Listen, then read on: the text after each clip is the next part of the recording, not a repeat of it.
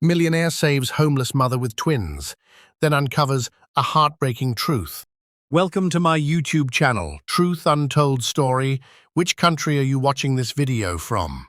If you're new to the channel, don't forget to hit that subscribe button and turn on the bell for more emotional stories every day. The other buried her face in her mother's coat.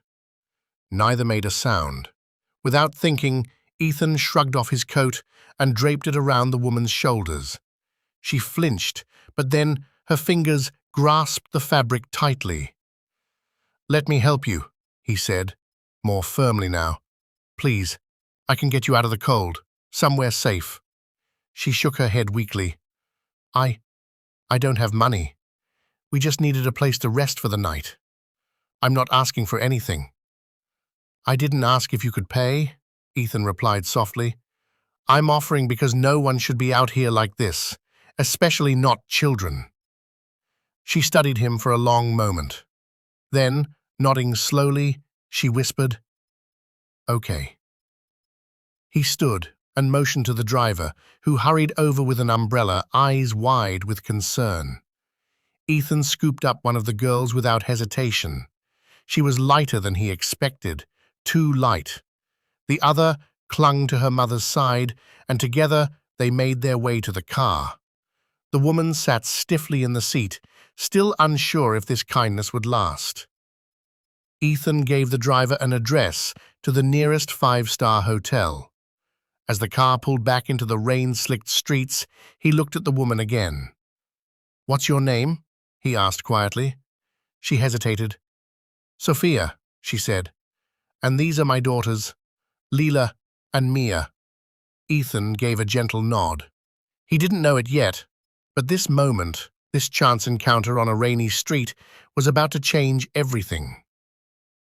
The elevator doors slid open with a soft chime, and the warmth of the hotel's upper-floor suite spilled into the hallway. Ethan guided Sophia and her daughters inside, stepping back to let them take it in.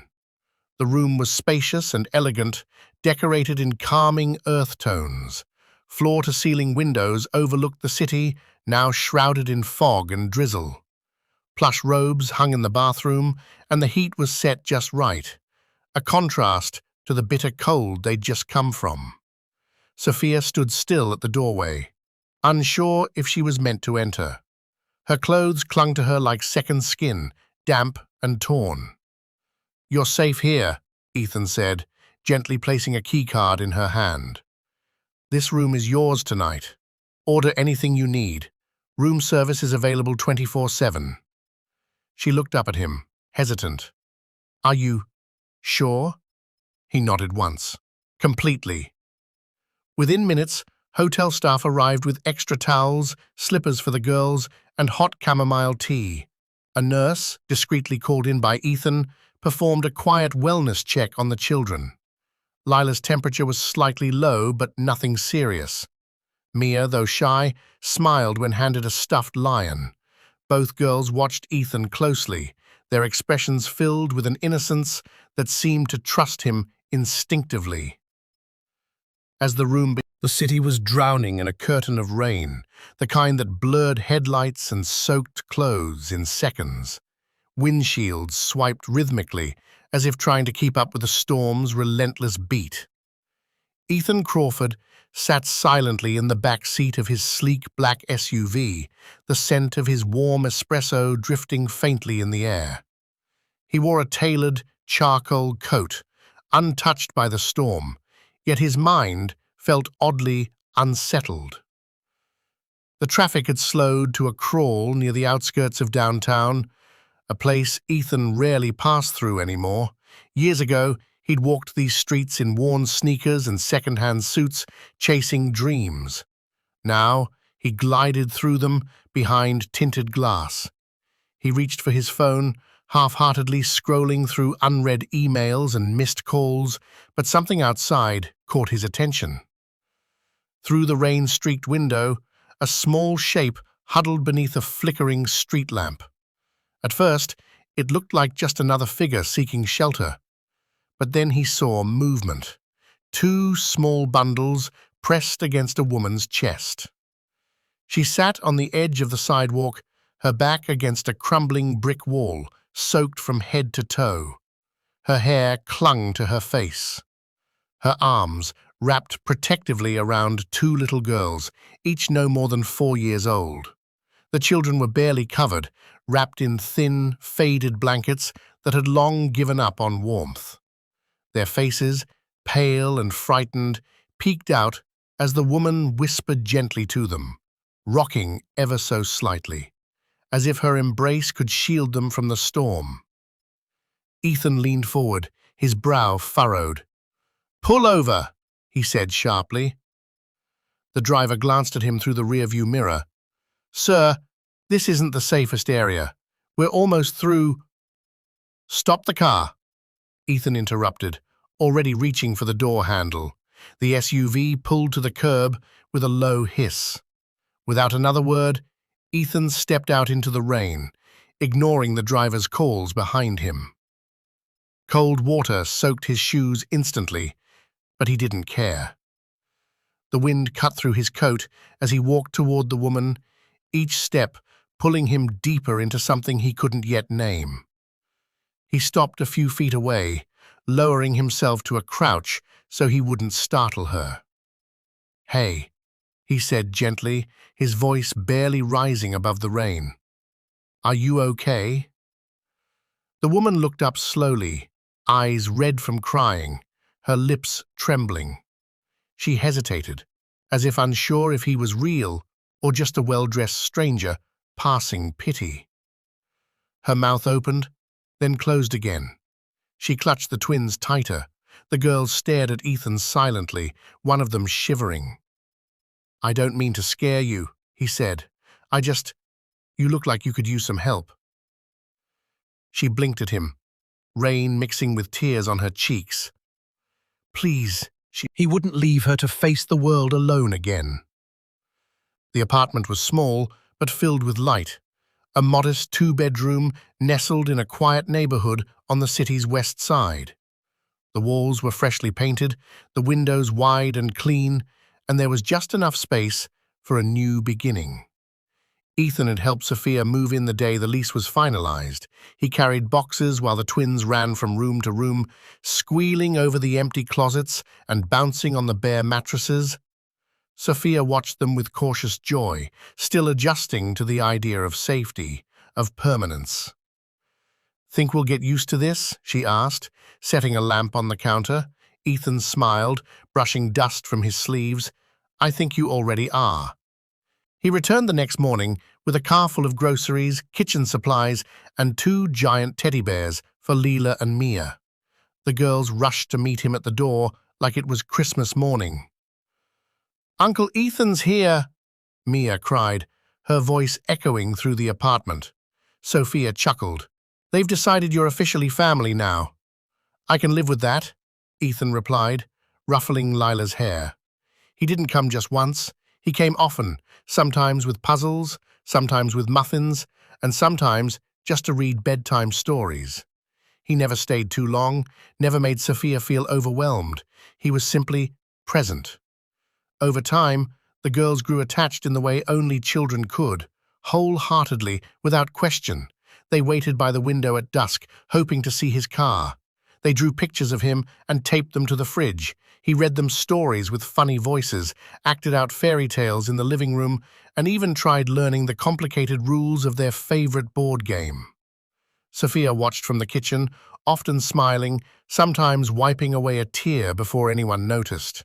One afternoon, after a particularly chaotic finger-painting session, Leela climbed into Ethan's lap and said, "Uncle Ethan, are you magic?" "Magic?" he asked, laughing. "Yeah," she said seriously, "because Mummy's not sad anymore when you're here." Ethan didn't know what to say. His chest tightened, and all he could do was pull her close. At night, he often found himself lying awake in his own penthouse apartment, staring at the ceiling, thinking about Sophia, about the way she had transformed, not just cleaned up, but come alive. There was a strength in her now, though still threaded with vulnerability. And the girls. There was something about them that tugged at his heart with every visit. Their laughter, their expressions, their eyes, hazel, unmistakably hazel. Ethan had known someone with eyes like that, someone whose memory still lingered in his mind like a photograph left out in the sun, fading at the edges but never forgotten. Isabel. She had left him 6 years ago.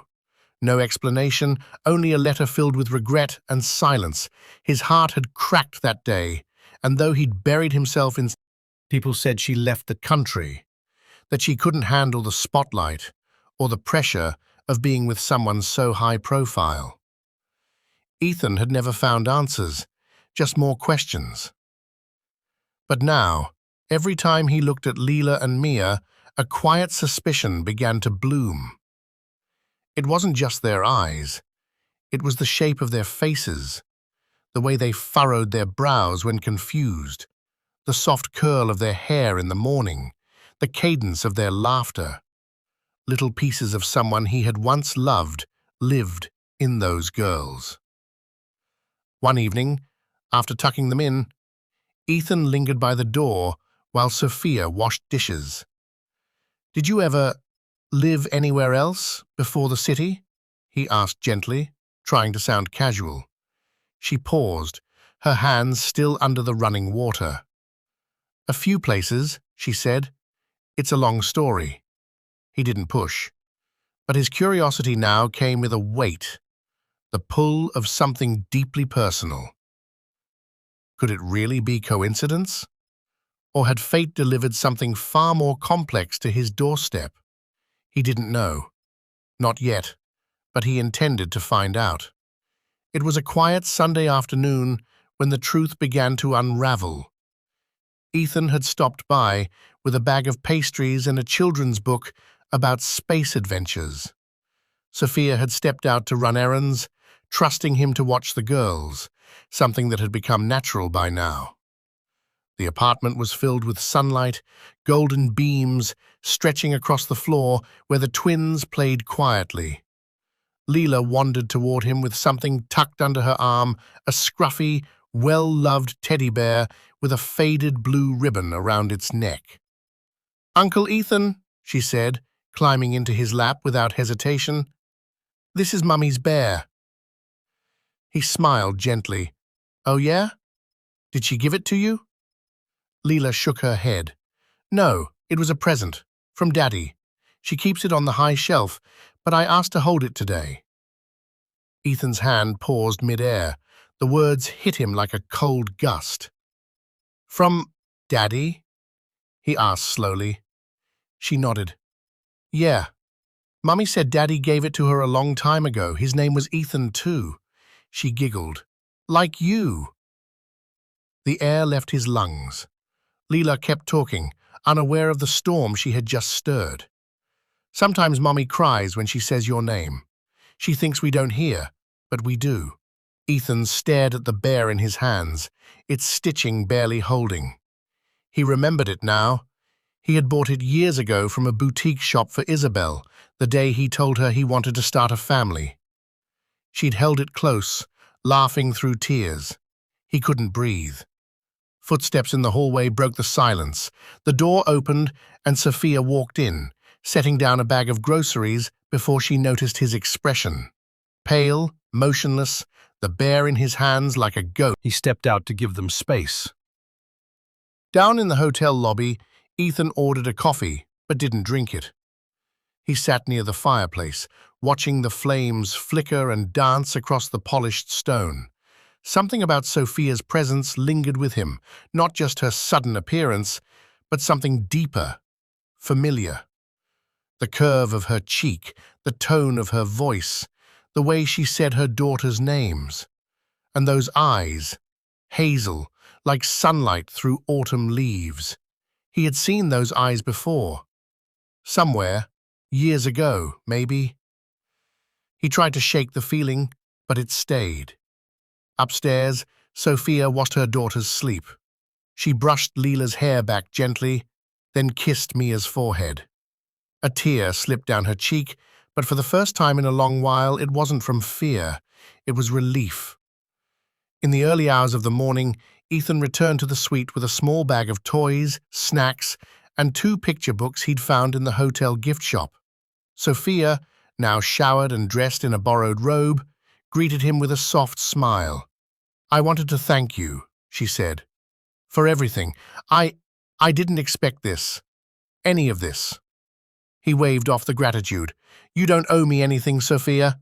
You just needed a hand, that's all." They sat by the window for a while, watching the city slowly wake beneath the grey sky. Steam rose from manhole covers, taxis sped by below, and the rain finally began to let up. Over a quiet breakfast of oatmeal, eggs, and toast, Sophia began to speak. Her voice was fragile, like a window cracked just enough to let in air, but not wind. "I used to work at a diner not far from here," she said. "Waitress, long hours, low pay, but I loved it, for a while." Ethan listened without interrupting. "I got pregnant unexpectedly. My partner, the girl's father, he disappeared when I told him, just left. No warning, no goodbyes. I was too proud to tell anyone. Too ashamed to ask for help." She paused to sip her tea, fingers trembling. "I tried to make it work on my own. For a while I did. But once the twins were born, everything fell apart. No job would take me with 2 infants. Rent piled up. We were evicted. Then came shelters. And then, the streets." Ethan absorbed each word. It wasn't just a story. It was a life that had unraveled, thread by thread, in silence.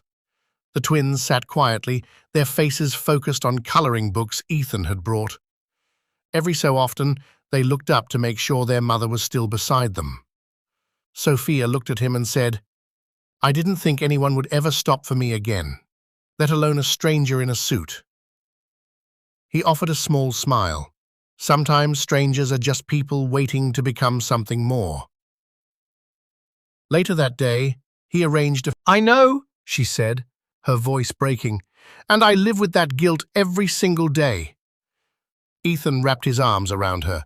It wasn't forgiveness, not yet, but it was the first step toward it. The following days were quiet, full of small moments that spoke volumes. No one rushed, no one forced anything. Ethan came by every morning, not with gifts, but with presence.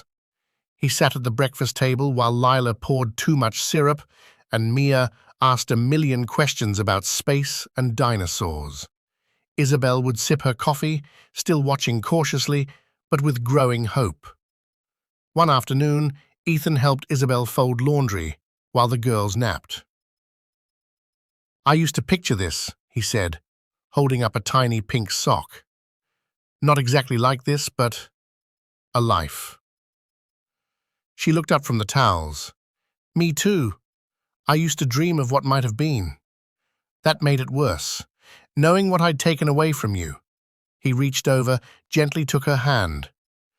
"We can't change the past," he said, "but maybe we can stop running from it." That evening, Ethan stood by the girls' bedroom door, watching them sleep. Their breathing was soft and steady. The room glowed faintly from a nightlight shaped like a moon. He knelt by their beds, brushing strands of hair from their foreheads. His chest tightened as he looked at them, really looked at them, and saw not just the resemblance, but the bond. They were his, completely.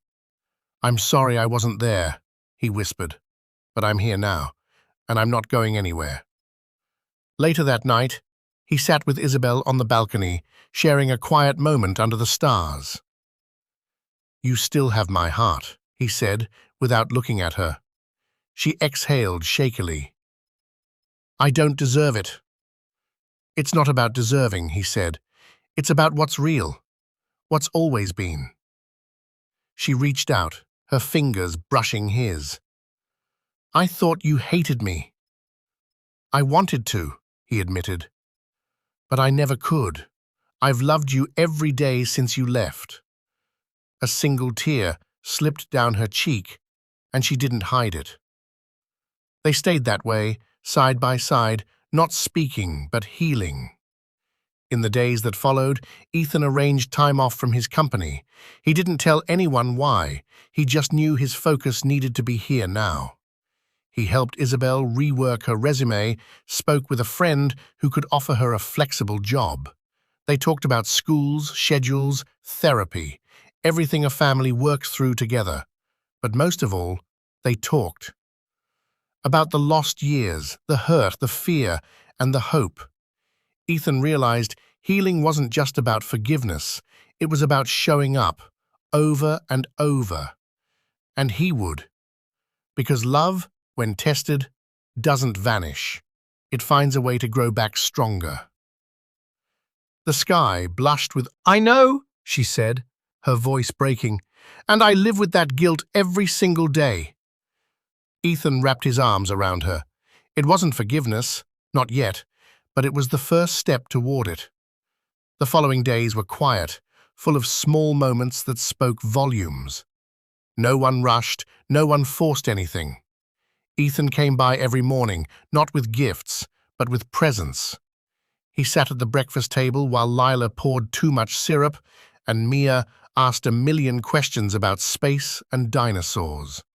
Isabel would sip her coffee, still watching cautiously, but with growing hope.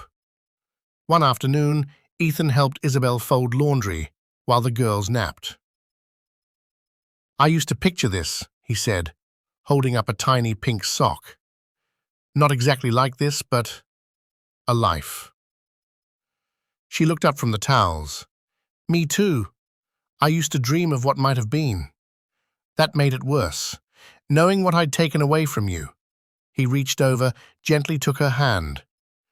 "We can't change the past," he said, "but maybe we can stop running from it." That evening, Ethan stood by the girls' bedroom door, watching them sleep. Their breathing was soft and steady. The room glowed faintly from a nightlight shaped like a moon. He knelt by their beds, brushing strands of hair from their foreheads. His chest tightened as he looked at them, really looked at them, and saw not just the resemblance, but the bond. They were his, completely. "I'm sorry I wasn't there," he whispered, "but I'm here now, and I'm not going anywhere." Later that night, he sat with Isabel on the balcony, sharing a quiet moment under the stars. "You still have my heart," he said, without looking at her. She exhaled shakily. "I don't deserve it." "It's not about deserving," he said. "It's about what's real, what's always been." She reached out, her fingers brushing his. "I thought you hated me." "I wanted to," he admitted. "But I never could. I've loved you every day since you left." A single tear slipped down her cheek, and she didn't hide it. They stayed that way, side by side, not speaking, but healing. In the days that followed, Ethan arranged time off from his company. He didn't tell anyone why. He just knew his focus needed to be here now. He helped Isabel rework her resume, spoke with a friend who could offer her a flexible job. They talked about schools, schedules, therapy, everything a family works through together. But most of all, they talked about the lost years, the hurt, the fear, and the hope. Ethan realized healing wasn't just about forgiveness, it was about showing up, over and over. And he would. Because love, when tested, doesn't vanish. It finds a way to grow back stronger. The sky blushed with the missed years could never be recovered, but they could be honored by living fully now. As the stars appeared one by one, he realized he wasn't just standing in front of a house. He was home. And for the first time in years, his soul felt home.